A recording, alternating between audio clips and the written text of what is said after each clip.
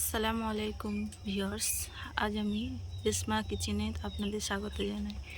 আজ আমি আপনাদের কাছে একটা নতুন রেসিপি নিয়ে হাজির হয়েছি। রেসিপিটা হলো পাঙ্গাস মাছ বাজার থেকে আনা হয়েছে, লাউ আলু কেটে নেওয়া হয়েছে, একটা পেঁয়াজ কুচি, একটু রসুন কুচি। মাছটা লবণ আর একটু হলুদ দিয়ে মাখিয়ে নেব।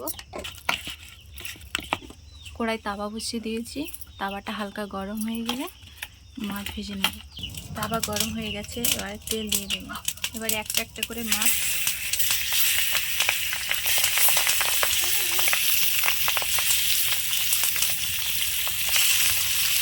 মাছটা এপিট ওপিট করে ভালো করে ভেজে নেব। আমাদের এক পিট হয়ে গেছে, এবারে উল্টে দেবো। ভালো করে ভাজা হয়ে গেলে তুলে নেব। ভাজা হয়ে গেছে, এবারে মাছটাকে লাভিয়ে নেব।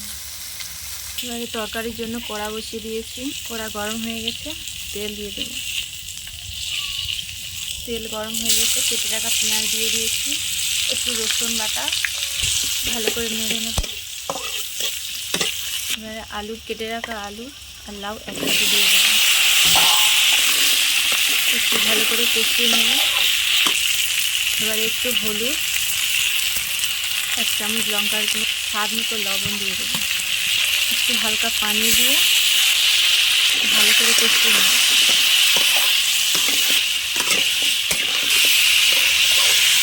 এবারে পানি দিয়ে দেবো,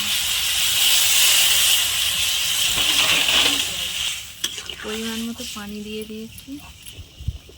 ঝোলটা একটু ফুটে গেলে মাছ দিয়ে দেব। ফুটতে শুরু করেছে, এবারে মাছটা দিয়ে দেব।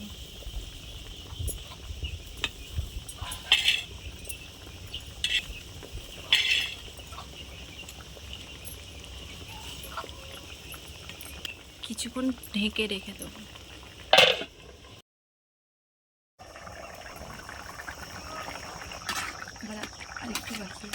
এবারে তরকারিটা একটু বাকি আছে, আর একটু ফুটো, আর একটু হলে নামিয়ে নেব।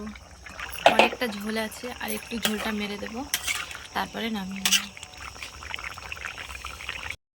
ঝোলটা হয়ে গেছে, এবারে নামিয়ে নেব। গুঁড়ো মশলার গুঁড়ো, ভাজা মশলার গুঁড়ো একটু দিয়ে দেবো।